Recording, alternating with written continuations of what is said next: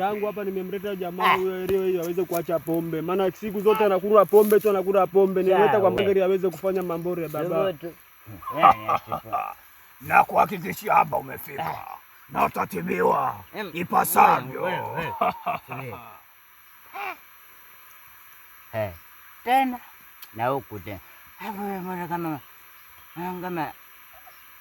nakujua. Wewe unijui mimi. Unikumbuke sio.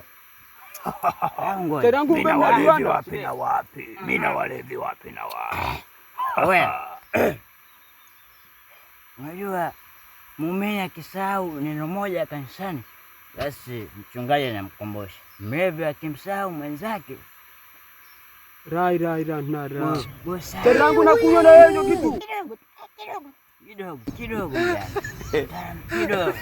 Aro kumbe nini? Aro kumbe wote vinega ise. Aro mnakula vitu kama hivyo ise, kumbe unakuta mganga ise.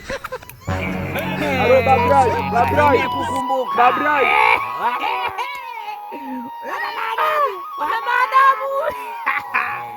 Babrai napita na hii era babrai. Madam sasa. Pale madam pale sasa. Kuna mabenchi smart, mabenchi fresh kabisa. Ukienda kwa mama moja, sio kamaliza. Sasa wewe ngoja. Sikia. Mganga yuko wapi? Mganga uko wapi? Mganga uko wapi? Wapi mganga? Wapi mganga? Hii ya kwangu, alafu ya kwako ipo kwa mama Adamu. Wapi mganga?